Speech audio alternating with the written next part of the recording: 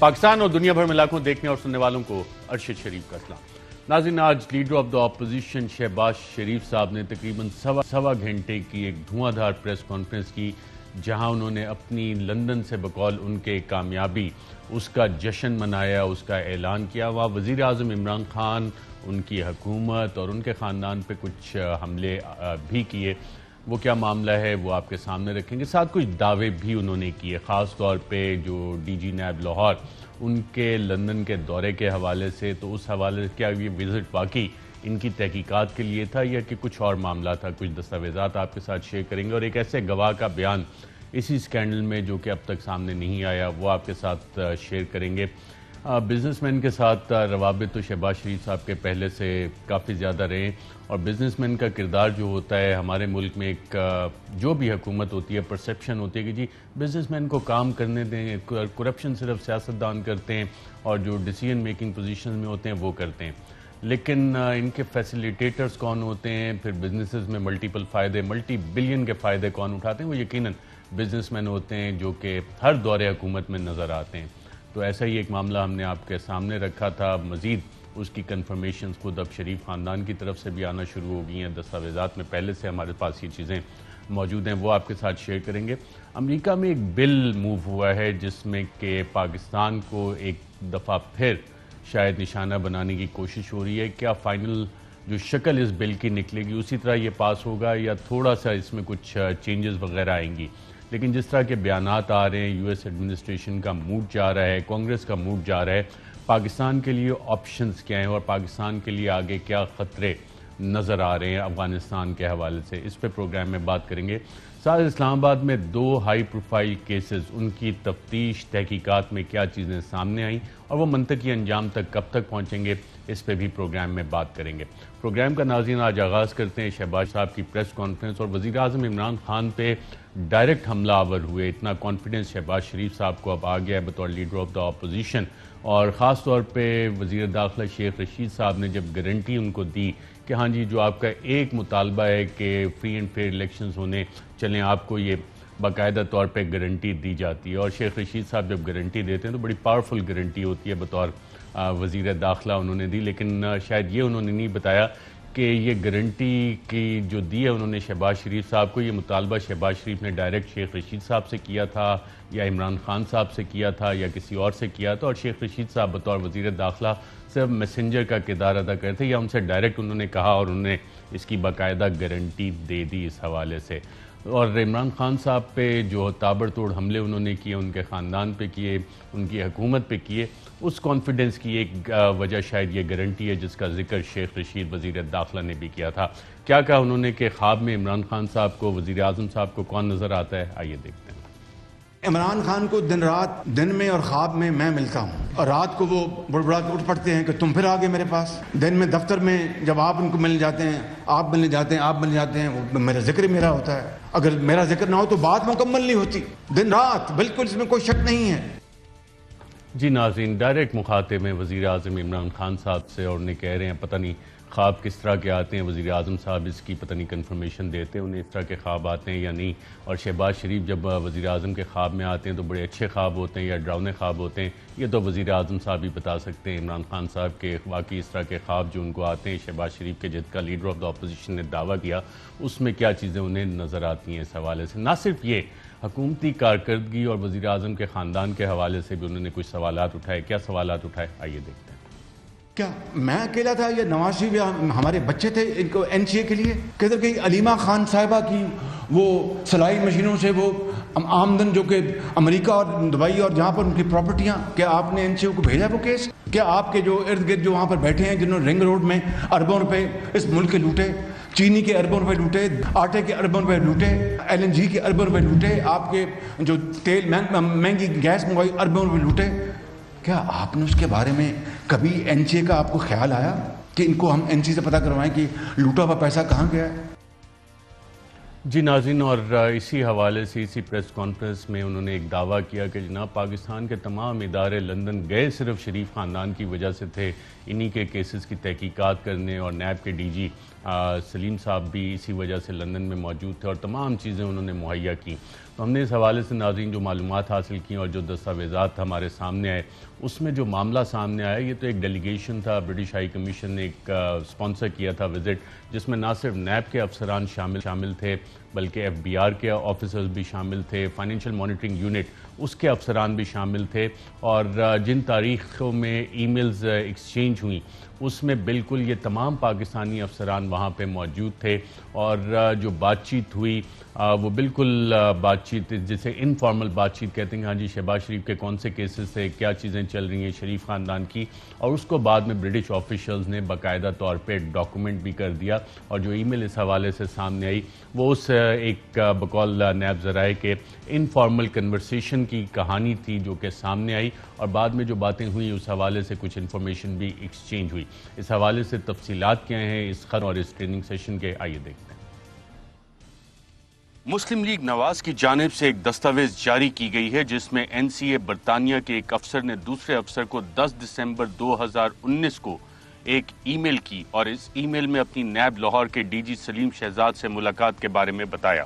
ای میل میں بتایا گیا کہ سلیم شہزاد صاحب لندن میں کسی اور کام سے آئے تھے تو ان سے ملاقات ہوئی. ای میل میں لکھا گیا ہے کہ سلیم شہزاد نے شہباز شریف کے خلاف چلنے والے کیسز کے بارے میں تفصیل سے بتایا اور یہ بھی کہا کہ اگر ضرورت پڑی تو وہ این سی اے کی مدد کرنے کو تیار ہیں. نیب ذرائع کے مطابق ڈی جی نیب لاہور سلیم شہزاد 9 سے 13 دسمبر تک لندن میں موجود تھے. سلیم شہزاد کا دورہ اسلام آباد میں برطانوی ہائی کمیشن کے ایک پروگرام کے تحت تھا.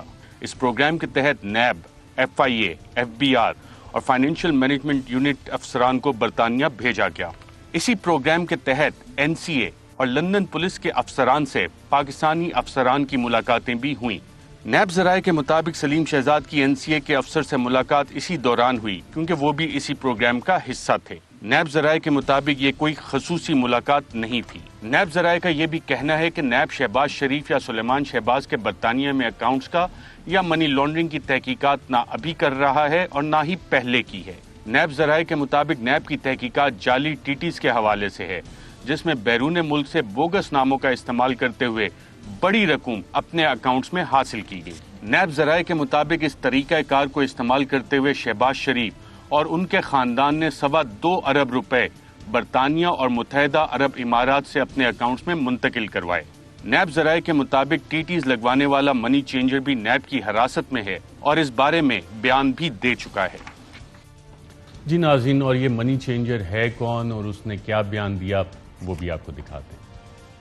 ملزم آفتاب محمود نے سرکاری گواہ بنتے ہوئے شہباز شریف کے حوالے سے اہم انکشافات کیے ہیں. اپنے بیان میں آفتاب محمود نے کہا ہے کہ وہ 2004 سے برطانیہ میں عثمان انٹرنیشنل منی ایکسچینج چلا رہا ہے. 2008 میں مجھے میرے کزن شاہد رفیق جو کہ پاکستان میں منی ایکسچینج کا کاروبار کرتا تھا اس نے فون کر کے چند ٹی ٹیز لگوانے کا کہا. آفتاب محمود کے مطابق یہ ٹی ٹی حمزہ شہباز, سلیمان شہباز, نصرت شہباز اور رابعہ عمران علی کے اکاؤنٹس میں لگوائی تھیں. ملزم آفتاب کا کہنا ہے کہ میرے کزن شاہد رفیق نے ہی بینک اکاؤنٹ بینیفیشری اور جعلی ٹی ٹی لگوانے والوں کے نام بھیجے. یہ تمام ترسیلات بینک کے ذریعے ہی کی گئیں. ملزم آفتاب محمود کے مطابق اس نے 2008 سے 2009 کے درمیان 24 جعلی ٹی ٹی جن کی مالیت $24,30,000 بنتی ہے بھیجی. آفتاب محمود کے مطابق اسے 24 سوئفٹ میسیجز دکھائے گئے اور وہ یہ کنفرم کر رہا ہے کہ یہ تمام ٹیٹیاں اسی نے بھیجی. ان ٹی ٹیز کو بھیجنے والوں کو نہ وہ جانتا ہے اور نہ ہی انہوں نے اسے ٹی ٹی بھیجنے کے لیے کوئی رقم دی. آفتاب محمود کے مطابق شاہد رفیق جو کہ اس کا کزن ہے اس نے کیش لیا اور بعد میں ٹی ٹی کے ذریعے کالا دھن سفید کر کے واپس دیا.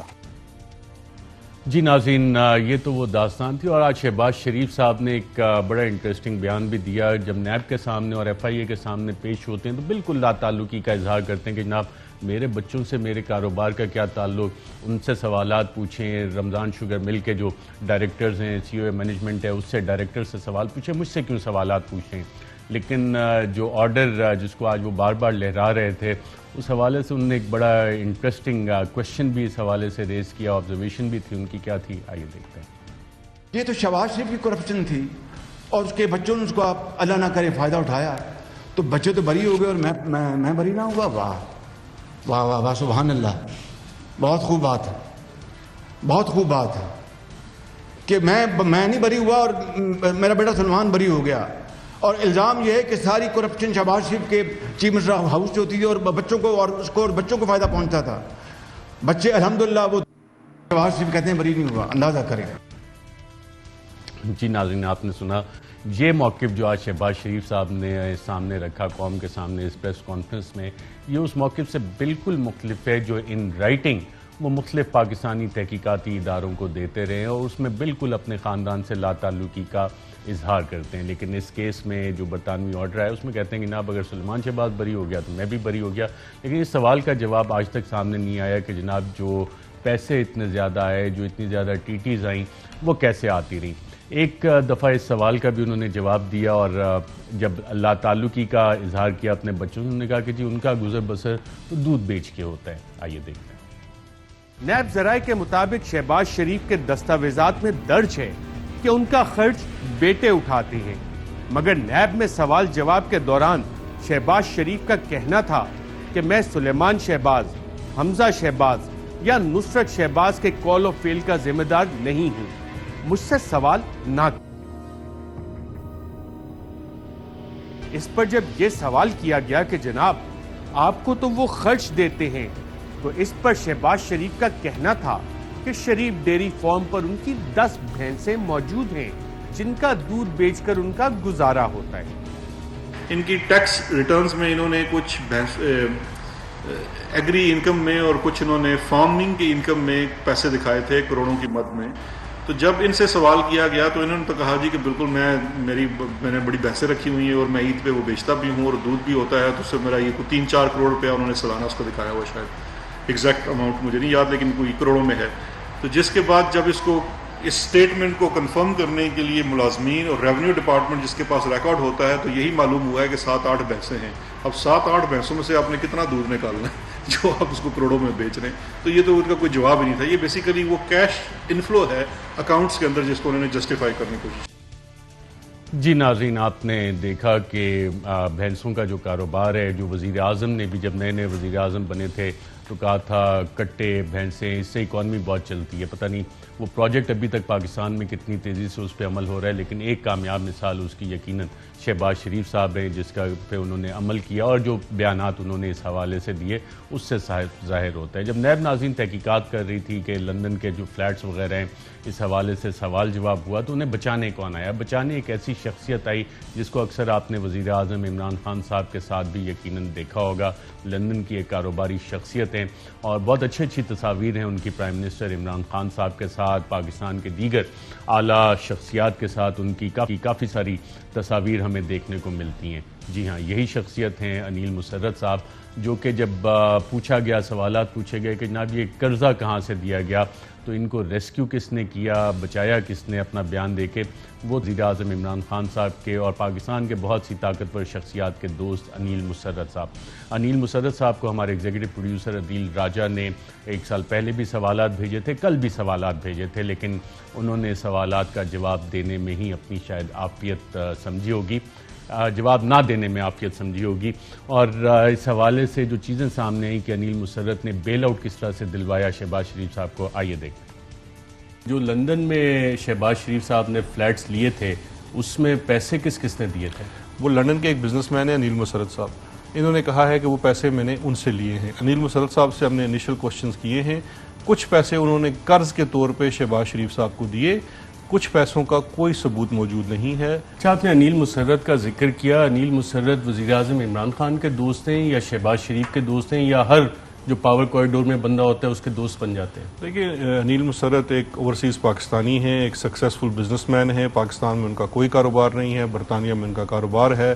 ان کی دوستیاں بہت سارے لوگوں سے ہیں. جس طرح سے جو پاکستان سے جاتا ہے, تو جب شہباز شریف صاحب بھی جاتے تھے, انیل مسرت صاحب کا یہی کہنا تھا کہ میری شہباز شریف صاحب سے اتنی ہی دوستی تھی کہ جی خدمت وہ کرتے تھے, کہ جی وہ تھی, ان کو پیسوں کی ضرورت تھی, انہوں نے کہا کہ مجھے پیسے چاہیے اور میں نے ان کو ادھار جو پیسے. بھی.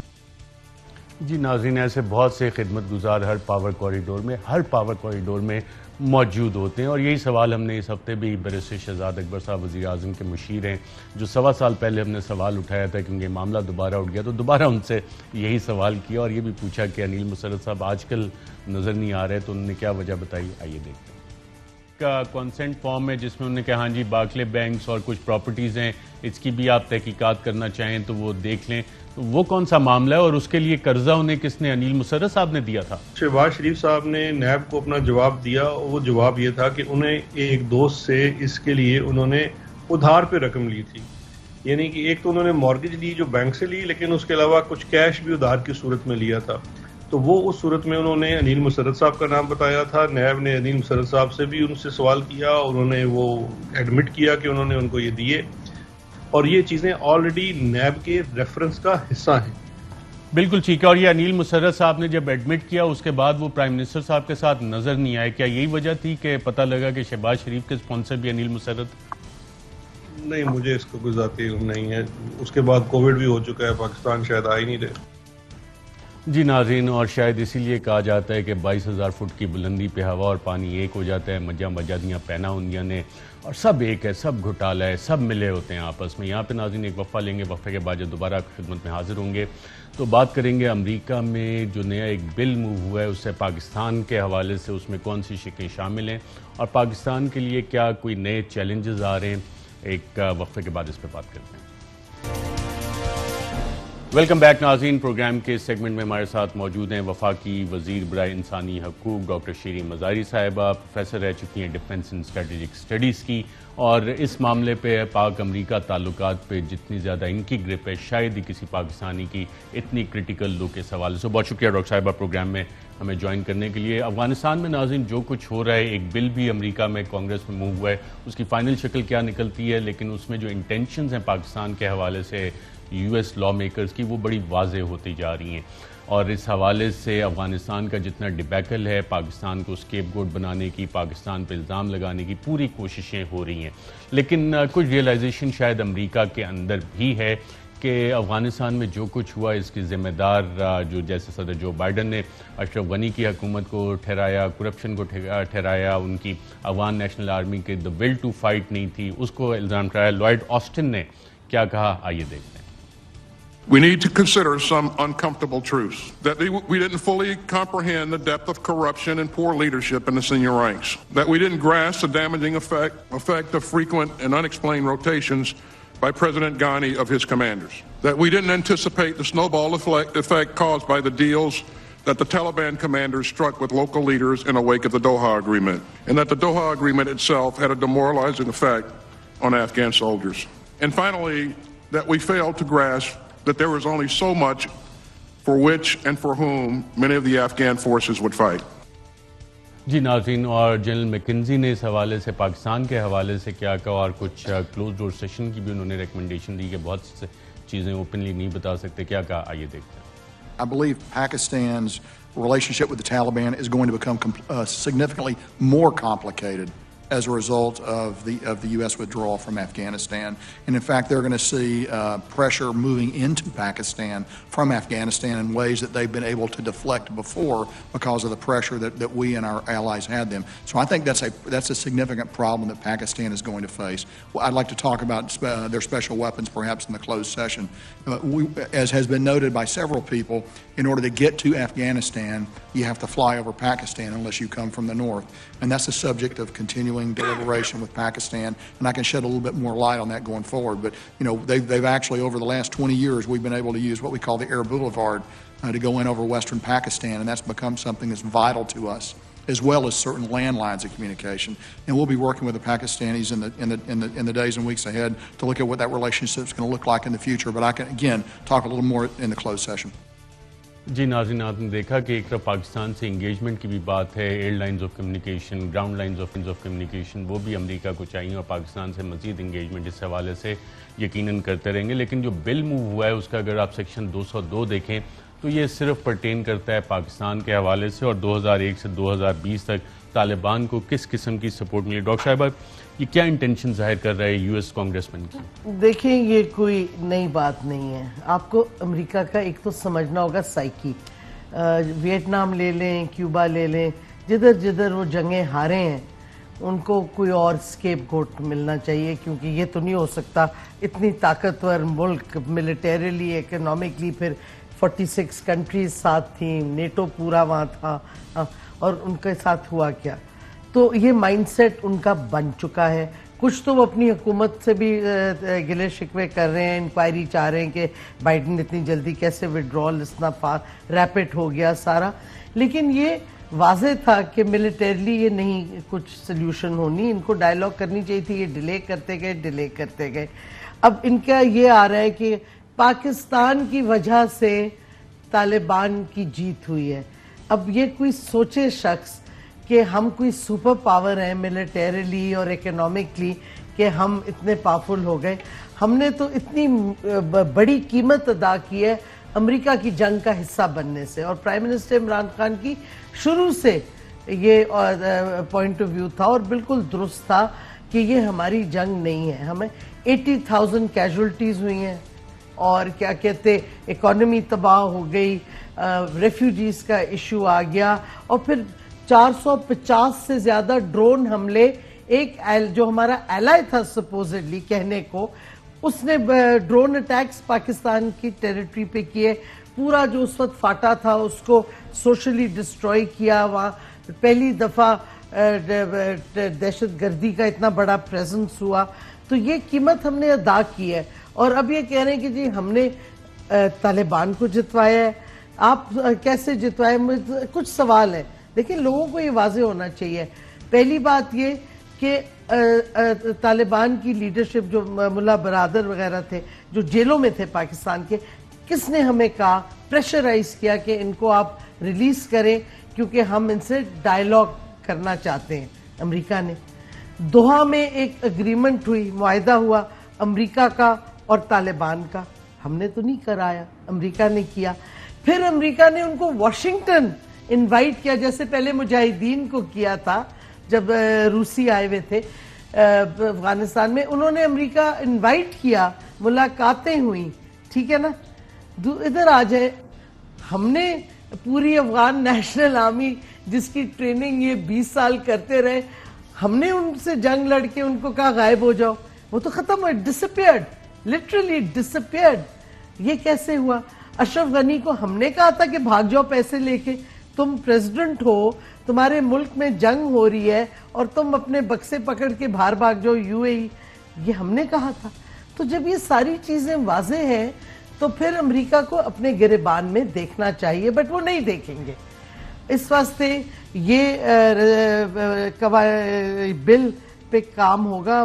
امید ہے کہ کچھ عقل ان کو آئے گی, کچھ سوبرائٹی آئے گی ان کی سوچ میں, کیونکہ اس سے تو یہ طالبان کو بھی کارنر میں پش کر رہے ہیں اور یہ سمجھ نہیں پا رہے کہ پاکستان وہ پاکستان نہیں ہے جنرل مشرف والا جو انہوں نے کہا ڈو مور تو ڈو مور کیا, جو کہا یہ نیا پاکستان اس ہے. نئے پاکستان میں کیا اس حکومت کو ادراک ہے کہ پاکستان کے ساتھ اب ہونے کیا جا رہا ہے, تھریٹس کیا ہیں, چیلنجز ہم کیا نے ہیں؟ دیکھیں چیلنجز ہمیں بالکل افغانستان کا ہے. ہم چاہتے ہیں کہ انکلوسیوٹی آئے ادھر تاکہ اصل معنی میں امن آئے, اور وہ امن اور ہمارے یہ فیصلہ ہے کہ ہم اکیلے نہیں, جو افغانستان کے سارے نیبرز ہیں ان کے ساتھ بات چیت کر کے ریکگنیشن کریں گے. لیکن ہیومینیٹیرین ایڈ اور اسسٹنس دینا فوری طور پہ بہت لازمی ہے اور پاکستان وہ دے رہا ہے. لیکن اب امریکہ کی آئی تھنک ان کو بھی سمجھ نہیں آ رہی. ایک طرف وہ ان کے ملٹری لیڈرشپ خود کہہ رہی ہے کہ ہمیں سرپرائز ہو گیا, ہم حیران ہو گئے اور ہمارے کوئی بلنڈرز تھے, خود ایڈمٹ کر رہے ہیں. دوسری طرف سارا ملبہ وہ پاکستان پہ ڈالنا چاہ رہے ہیں. اور ارشد یہ تو ابھی بل پہ ڈسکشن ہوگی, پتہ نہیں چلتا ہے نہیں چلتا. لیکن یہ اس سے زیادہ جو ڈسٹربنگ چیز ہے, جان بولٹن نے کچھ دن پہلے ایک ڈیکلیریشن کر دیا. آپ کو یاد ہے John Bolton extreme right wing American admin میں پہلے رہا بھی ہے, کئی دفعہ رہا ہے بلکہ. اس نے کہا جی اب افغانستان میں 150 نیوکلیئر ویپنز آ جائیں گے. کیا ہنٹ کر رہا تھا؟ اس وقت ہمیں واضح ہو گیا تھا کہ اب ہمارے جب بھی امریکہ کو اور کچھ نہیں ملتا تو ہمارے نیوکلیئر ویپنز پہ آ جاتے ہیں. اب کیا ہو رہا ہے, ایک ڈیفنس آتھرائزیشن ایکٹ ہے جس پہ ڈیبیٹ چل رہا ہے سینٹ میں 2022 کا NDAA. اس میں پہلی دفعہ, پہلے کبھی نہیں آیا, انہوں نے ایک پورا سیکشن رکھا ہے report on security of Pakistan's nuclear arsenal. اور اگر آپ اس کے الفاظ پڑھیں, اور میں صرف تھوڑا سا کرتی ہوں, on the vulnerability of the nuclear arsenal of the government of Pakistan to seizure or control that includes considerations of known extremism among personnel of the inter-services intelligence and the possibility of terror group threats from Pakistan. یعنی کہ ایک بار پھر وہی قصہ کہانی escape گوٹنگ کی, nuclear weapons. حالانکہ آپ دیکھیں سب سے ارسپانسبل نیوکلیئر ویپن سٹیٹس کون ہیں؟ ہندوستان میں یورینیم انریچمنٹ کی تھیفٹس ہو رہی ہیں, سٹولن, جن سے بنتے ہیں ویپنز. آپ کو یاد ہوگا کچھ سال پہلے ایک B-52 بومر امریکہ کا اڑا تھا جس میں 6 لائیو نیوکلیئر ویپنز تھے اور کسی کو پتہ ہی نہیں تھا who ordered them اور کدھر چلا گیا ہے. وہ کوئی 6-8 گھنٹے کے بعد جہاز ملا. تو یہ کمانڈ اینڈ کنٹرول کے پرابلمز تو امریکہ کو ہیں. ہندوستان میں نیوکلیئر تھیفٹ ہو رہی ہے. لیکن اسی میں سیکشن 105 ہے revise strategy for south and central Asia, اس میں تو وہ انڈین انٹرسٹ پروٹیکٹ کرنے کی بات بھی کر رہے ہیں. بالکل کر رہے ہیں کہ پاکستان یہ کیسے بیلنس آؤٹ کرے گا ساری چیزیں؟ نہیں, بٹ دیکھیں یہ ہمیں ایکسیپٹ کب کریں گے؟ ہماری اسٹریٹجک پارٹنرشپ نہیں ہو سکتی امریکہ کے ساتھ. ان کی کوڈ کی اسٹریٹجک ریلیشن شپ ہے ہندوستان کے ساتھ. وہ ہندوستان کے ساتھ انڈو پیسیفک ایریا میں جا رہے ہیں. کوڈ کا آسٹریلیا, جاپان, امریکہ, UK اور یہ انڈیا ہیں سارے اس میں. ان کی ابھی سمٹ ہوا ہے واشنگٹن میں, مودی بھی وہیں گیا ہوا تھا. تو یہ اسٹریٹجک پارٹنرشپ ہے انڈیا اور امریکہ کی. ایسے ہی تو نہیں ہندوستان کو اتنی کھلی چھٹی ملی ہوئی تھی افغانستان کو استعمال کریں دہشت گردی کے لیے پاکستان کے اندر, جو ان کو پوری سپیس دی گئی تھی. آفٹر آل امریکہ اور نیٹو تو اس وقت ادھر ہی تھے. تو مطلب ہے یہ ایک بہت بڑا ایشو ہے ہمارے لیے. ہم نے اپنی سیکیورٹی کے پیرامیٹرز بدلنے ہیں, اپنے نیبرہڈ میں اب زیادہ ایکسپلور کرنا ہے. ٹھیک ہے ہماری ٹرانزیکشنل ریلیشن شپ ہو سکتی ہے, امریکہ سے جنگ تو نہیں ہم لڑ سکتے, بٹ ایک ٹرانزیکشنل ریلیشن شپ ہے, اسی پہ چلنا ہوگا. اور ڈو مور اب نہیں ہوگا. افغانستان کی سچویشن ایوالو ہو رہی ہے اور اس بل کو دیکھ کے سوری ایک چیز اور میں بتا دوں, ایلوکس کی بھی جو بات ہے, آپ کو یاد رکھیں کہ پرائم منسٹر عمران خان کی کنسسٹنٹلی ڈرونز کی مخالفت رہی ہے. وہ پوزیشن ہماری نہیں بدلی. جنرل میکنزی تو کہہ رہے ہیں کہ ابھی بھی چل رہے ایلوکس اور جی لاکس. میں ڈرونز کی بات کر رہی ہوں. ڈرونز بھی تو اسی ایئر سپیس پہ استعمال نہیں ہوں گے, اب اجازت نہیں دے گی حکومت. ہماری پوزیشن ابھی تک تو یہ ہے, اس پہ ڈسکشنز ہوں گی. بٹ امریکہ ایک طرف ہم سے چیزیں نہیں مانگ سکتا اور دوسری طرف ہمارے پہ ٹیکس کر رہا ہے. یہ جو ہے نا پیرلل ٹریک پہ, یہ نہیں اب ہوگا. اگر ان کو ہمارے سے کوآپریشن چاہیے تو کوئٹ پرو کوو ہوگا. یہ نہیں کہ ڈو مور والے دن چلے گئے. یہ وہ حکومت نہیں ہے, یہ وہ پاکستان نہیں ہے. اور ہمیں یاد رکھنا چاہیے جو میں نے ابھی آپ کو بتایا 2022 NDAA جو سینٹ میں ڈسکس ہو رہا ہے, اس کے ابھی سے we have to respond to this, کیونکہ یہ خطرناک ہے. یہ بار بار جو ایشو ہمارے نیوکس کا آتا ہے یہ ان ایکسیپٹیبل ہے, ایک بہت بڑی ریڈ لائن ہے اور ہونی چاہیے. اچھا, ریڈ لائنز کا آپ نے ذکر کیا اس بل کو دیکھ کے, اور جو انٹینشنز ہیں سینکشنز کا کیس پاکستان کے خلاف بلڈ کرنے کی انڈیا کی طرف سے. یاد ہے آپ کو پہلے بھی لگا دیا تھا آفٹر سیئنگ کہ ہمارے ایلائز ہیں, ہمیں چھوڑ چھاڑ کے سینکشنز لگا دیے, پوری مدد لے لی, مجاہدین کی ٹریننگ ہم نے کی, سارا کچھ کیا, لو اینڈ بیہولڈ چھوڑ کے سینکشنز لگا دیے اس وقت بھی.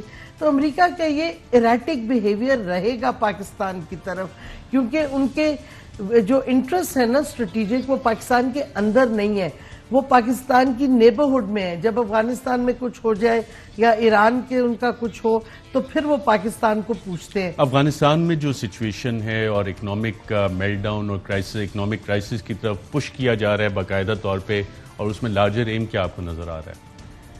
آئی تھنک ان کو سمجھ نہیں آ رہی کیا کریں ایکچولی. آئی تھنک امریکنس کو کہ اب انہوں نے کچھ تو کنسیشنز دیے ہیں ہیومینیٹیرین ایڈ کی, کیونکہ دیکھیں اگر افغانستان میں سٹیبلٹی نہیں آتی, اکنامک سٹیبلٹی, پولیٹیکل سٹیبلٹی, تو ادھر کیوس اگر ریجن میں رہے گا اس میں ایکسٹریمزم بڑھے گی, دہشت گردی کا خطرہ ہے, اور دوسرا پورا ریجن ڈی سٹیبلائزڈ ہوگا, جس سے اور پاورز اپنے پھر مفاد کے لیے انٹرونشنز کریں گے. تو امریکہ کو تو یہ سوٹ نہیں کرتا. ابھی اس واسطے امریکہ کے اپنے فائدے میں ہے کہ وہ اکوموڈیٹ کرے.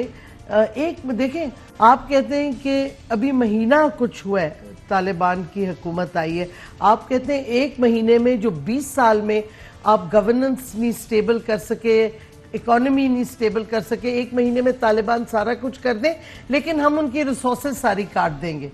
یہ کوئی بات ہے سوچنے والی, کوئی ریشنالٹی اس میں ہے؟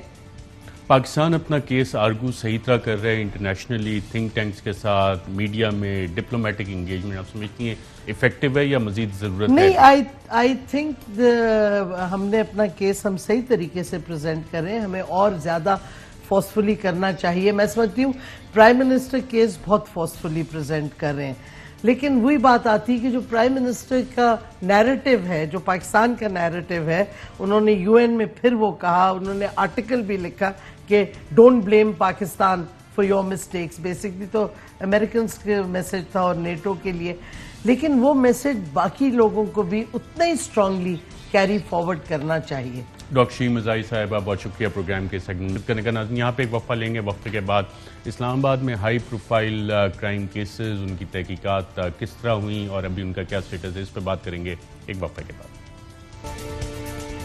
ویلکم بیک ناظرین. اسلام آباد میں چند ہائی پروفائل کیسز ایسے ہوئے, کرائم کے کیسز ایسے ہوئے جس کے بعد نیشنل سٹوریز اس حوالے سے بنی. ان کیسز کا سٹیٹس کیا ہے اور اسلام آباد میں اس وقت کرائم فگرز کیا ہیں؟ کچھ لوگوں کا خیال ہے کہ کرائم اسلام آباد میں بڑھتا جا رہا ہے, کیا واقعی ایسا ہے؟ اس حوالے سے بات کریں گے. ہمارے ساتھ اسلام آباد پولیس کے SSP آپریشن سید مصطفیٰ تنویر صاحب اسلام آباد اسٹوڈیو موجود ہیں. بہت شکریہ پروگرام میں جوائن کرنے کے لیے. پہلے تو بہت سے لوگ جاننا چاہ رہے ہیں نور مقدم کیس, اس میں تفتیش تحقیقات کے دوران آپ پہ پریشرز آئے اور چلان مکمل ہو کے سبمٹ ہو چکا ہے؟ جی sir, thank you very much. ہمارے لیے sir Islamabad police is one of the most professional police of Pakistan. ہمارے لیے sir every case is important and every case is high profile for us. جس طرح آج یہ جس کیس کی آپ بات کر رہے ہیں نور مقدم والی, ہمارے لیے یہ بھی ایک ہائی پروفائل کیس تھا. اس کے اوپر ہماری ایک ڈیڈیکیٹڈ ٹیم بنی جس کو ہمارے ایک سینئر SSP انویسٹیگیشن جنہوں نے ہیڈ کیا. ایک ایویڈنس, ایک کرائم سین, ایک چیز جو تھی اس کی اسکروٹنی کی گئی اور اس کے اوپر پراپر تفتیش کی گئی, پروفیشنلی تفتیش کی گئی تاکہ جو ملزمان ہیں ان کو ہم کیفر کردار تک پہنچا سکیں. ہمارے لیے کوئی پریشر نہیں تھا اس کے اوپر. اچھا, اکثر یہ کہا جاتا ہے کہ جناب پولیس ایسے لوپ ہول چھوڑ دیتی ہے, لیکیونہ چھوڑ دیتی ہے جو کہ پاورفل ملزمان ہوتے ہیں, انہیں آگے جا کے فائدہ ملتا ہے. اس میں کوئی ٹیکنیکل لوپ ہولز تو نہیں چھوڑے گئے اس کے؟ سر اس میں ہماری جو ٹیم تھی جو اس کی انویسٹیگیشن کر رہی تھی وہ ایک سینئر SSP ہمارے انویسٹیگیشن اس کو ہیڈ کر رہے تھے. یہ ٹیم کانسٹیٹیوٹ کرنے کا مقصد یہی تھا کہ اس میں کوئی ایسا لیکیونہ یا کوئی ایسا لوپ ہول نہ چھوڑا جائے جس سے کسی کو بھی فائدہ پہنچ سکتا ہے. تو ہماری اسکروٹنی اس کے اوپر بہت سخت تھی. جو ایویڈنس تھا اس کی کلیکشن سے لے کر every thing till the challan was submitted, وہ ہمارے سینئر آفیسرز نے اس کو خود اسکروٹنائز کر کے سبمٹ کیا. اچھا, کرائم رپورٹرز نے ایک اعتراض کیا کہ جو ملزم ہے اس کے کو ایکیوز جو والدین ہیں ان کی فوٹیج کرائم رپورٹرز نے بنائی اور پولیس والوں نے خود وہ ڈیلیٹ کروائی. اس کی کیا وجہ تھی؟ سر جس طرح اسلام آباد پولیس جو ہے ہمارے لیے everybody is equal in front of the law. ہمارے لیے کوئی بڑا نہیں ہے, کوئی چھوٹا نہیں ہے. جب وہاں پہ لوگ پیش ہوئے عدالت کے اندر تو ہماری وہاں پہ نفری ان کے ساتھ تھی تاکہ ان کو وہاں پہ پیش کرا سکے, ان کو واپس جیل چھوڑ کے آ سکے. ایک ہمارے SOPs ہوتے ہیں. SOPs جو ہوتے ہیں کیونکہ ہمارا case is going to be under trial, anything before the trial can be harmful to the case. اس چیز کو مد نظر رکھتے ہوئے ہماری پوری ٹیم جو تھی کوشش کر رہی تھی کہ ہم اس کیس کے اندر کوئی ایسا لوپ ہول, کوئی ایسا لکیونہ نہ آئے کہ ہمارا کیس اس میں خراب ہو جائے. ایک اور کیس ہے عثمان مرزا کا کیس. اس کیس میں ریکوریز آپ کے پاس ہوئیں, اس میں آپ کو کچھ پیٹرن نظر آ رہا ہے کہ اسلام آباد میں اس طرح کے مزید اور کیسز بھی ہیں یا کہ ایک آئسولیٹڈ کیس تھا؟ سر عثمان مرزا والا کیس تھا یہ, میں آپ کو تھوڑا سا بریف کرنا چاہوں گا کہ جیسے یہ سوشل میڈیا پہ وائرل ہوا ہماری ٹیمز اس پہ آلریڈی ورک کر رہی تھی. بیکاز اسلام آباد پولیس جس طرح اوپن ہے, ہمارے انسپیکٹر جنرل کی پالیسی ہے کہ we have to be open to the public. ہمارے پاس انفارمیشن جو ہے وہ آتی ہے اور ہم ہر انفارمیشن پہ ریئیکٹ بھی کرتے ہیں اور ایکٹ بھی کرتے ہیں. تو when this thing got viral اور ہمارے پاس یعنی تھا, ہماری ٹیموں نے کام کرنا شروع کر دیا. ہم نے اس کو اریسٹ کیا. FIR جو تھی وہ پولیس کی طرف سے رجسٹر ہوئی کیونکہ ہمارے پاس ایویڈنس آ چکا تھا. اس ایویڈنس کے اوپر اور باقی ایویڈنس کلیکشن سٹارٹ ہوئی, لوگوں کو اریسٹ کیا گیا اور وہ ان کو چلان اس کا کورٹ میں سبمٹ کیا گیا. مین ہمارا فوکس یہی ہے کہ جو لوگ کرمنل ہیں, جو لوگ کرمنل مائنڈ سیٹ رکھتے ہیں, ان کو ہم کسی بھی طریقے سے ان کو قانون کے شکنجے کے اندر لے کے آئیں تاکہ ان کو ایک ایگزامپل بنا سکیں, تاکہ اس طرح کی چیزیں جو ہیں وہ سنب ہوں اور سوسائٹی میں ایسے لوگ عبرت کا نشان بنیں. عثمان مرزا کا جو ایویڈنس ریکور ہوا یہ ون آف کیس تھا یا اس سے علاوہ بھی اس طرح کی اور وارداتوں میں بھی یہ ملوث نکلا ہے؟ سر اس کا کیونکہ ابھی ہم نے چلان سبمٹ کرایا ہوا ہے, میں اس میں we are very open about it کہ اس کا بھی انویسٹیگیشن کمپلیٹ ہوئی ہے, اس کا ٹرائل ابھی سٹارٹ ہونا ہے, تو ٹرائل کے اندر ساری یہ چیزیں سامنے آ جائیں گی. میں اس میں یہ آپ سے بتانا چاہتا ہوں کہ ہماری جتنی بھی بہنیں بیٹیاں جو جن کے ساتھ ہراسمنٹ ہوتی ہے, کچھ رپورٹ کرتی ہیں کچھ نہیں کرتی, تو اسی چیز کو مد نظر رکھ کے ہماری جو ٹیم تھی انسپیکٹر جنرل نے اس کے اندر یہی سوچ کے ہم نے ایک جنڈر پروٹیکشن یونٹ بنایا کہ ہماری بہنیں بیٹیاں آ کے ہمیں رپورٹ کریں. ایسے کرمنلز جو یہ مائنڈ سیٹ رکھتے ہیں, جو خواتین کو ہراس کرتے ہیں at workplace, school, colleges, wherever, گلی محلے میں, ہم ان کے خلاف ایف آئی آرز دیں, ان کو اریسٹ کریں اور ان کو کیفر کردار تک پہنچا سکیں. ایک جنرل امپریشن ہے کہ اسلام آباد میں کرائم جو ہے بڑھتا جا رہا ہے, یہ کیوں بڑھ رہا ہے, کیا وجہ ہے اس کی؟ سر جب ہماری ٹیم آئی, انسپیکٹر جنرل آئے, ہم نے ایک ان ہاؤس میٹنگ کی, ہم نے ڈیسائیڈ کیا کہ سب سے بڑا کرائم جو ایک پولیس والا کرتا ہے دیٹ از برکنگ آف کرائم, کہ اس کا فائدہ ڈائریکٹلی کرمنل کو ہوتا ہے. تو ہم نے ڈیسائیڈ کیا کہ وی ول ناٹ برک کرائم, ہم ہر کیس جو ہوگا کرائم اگینسٹ پراپرٹی اور پرسن ہم اس کو رپورٹ کریں گے. ہمارا جو کوٹ کیا جاتا ہے دیٹ از کرائم فگر, ہماری رجسٹریشن جو ہے دیٹ از, آپ جائیں آپ کے ساتھ بے شک 1 روپے کا نقصان ہوا ہے یا آپ کا 10 لاکھ کا ہوا ہے, we will register an F I R. What is being portrayed as crime figure. ہم نے یہ ماڈل چینج کیا, ہم کرائم فگر سے نکل کے پرفارمنس بیسڈ پولیسنگ پہ آ گئے کہ ایف آئی آر اگر رجسٹر ہوئی تو اس کے اوپر کیا کام ہوا, whether the accused were arrested, recoveries ہوئیں نہیں ہوئی, اس کے اوپر ہم نے اپنے آفیسرز کو گوج کرنا شروع کیا. That was a shift from old model of policing جہاں پہ فگرز ورک کیے جاتے تھے, فگرز کو مینیپولیٹ کیا جاتا تھا شو کرنے کے لیے. We shifted from that to performance based policing. اچھا, آلٹرنیٹ ڈسپیوٹ ریزولوشن, اس حوالے سے بھی کوئی انیشیٹو نہیں ہے اسلام آباد پولیس نے؟ سر ہم نے جب بیٹھے ان ہاؤس ہم نے ڈیسائیڈ کیا کہ کچھ ایشوز ایسے ہیں جن کے اوپر پولیس نہیں فوراً ایکٹ کر سکتی, جیسے ایک میاں بیوی کے بیچ میں یا بہن بھائی کے بیچ میں یا 2 بھائیوں کے بیچ میں کوئی زمین کا تنازع یا گھر میں وراثت کا ایشو, لیکن وہ پولیس کو رپورٹ کرتے ہیں لیکن پولیس اس پہ ایکٹ نہیں کر سکتی کہ کرائم کمٹ نہیں ہوا, ویری پیٹی اوفینسز, اس کے اندر میکسیمم پریونٹیو ایکشن لیتے ہیں, لیکن وہ petty offences they turn out ugly and they turn into a criminal offence. اس چیز کو مد نظر رکھتے ہوئے ہم نے ڈسٹرکٹ کے اندر ایک ڈسپیوٹ ریزولوشن کاؤنسل بنائی جس کے اندر ہم نے we gathered people from different walks of life. They were volunteers آئے ود گڈ ریپوٹیشن, بڑے اچھے لوگ تھے کہ وہ بیٹھیں لوگوں کے ساتھ, چھوٹے چھوٹے ایشوز ان کو بیٹھ کے دیکھیں, ان کے مسئلے ریزالو کرنے کی کوشش کریں. اور اس کا فائدہ یہ ہوتا ہے کہ سوسائٹی کے اندر جو وینٹنگ ہوتی ہے وہ سٹارٹ ہو جاتی ہے.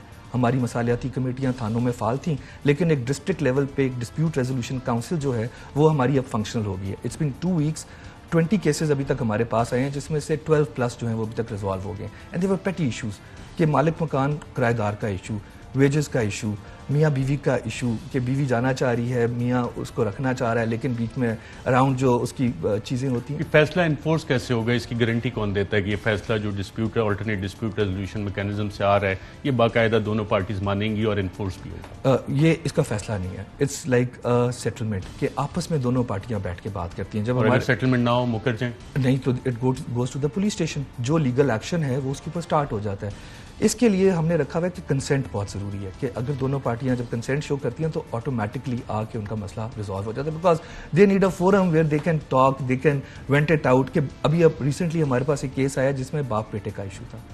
ان کو کیا ہوا کہ وہ جب آپس میں آمنے سامنے بیٹھے they cried, and when they cried انہوں نے ایک دوسرے کو گلے لگایا اور ان کا جو بھی ڈسپیوٹ تھا وہ اتنا بڑا ایشو نہیں تھا, اینڈ اٹ گاٹ ریزالوڈ. اچھا, اسلام آباد میں سیف سٹی کیمراز اور اسلام آباد کو ماڈل سٹی اس حوالے سے بتایا گیا تھا, سیف سٹی کیمراز کام کرتے ہیں سارے کے سارے, اور یہ ملٹی بلین پروجیکٹ تھا, افیکٹو ہے ہمارا؟ جی سیف سٹی پروجیکٹ جب کنسیو ہوا تو تب اسلام آباد چھوٹا شہر تھا, اب اسلام آباد بہت بڑھ چکا ہے, موٹر وے تک, یہاں پہ روات تک, پیچھے ہری پور تک, ٹیکسلا تک.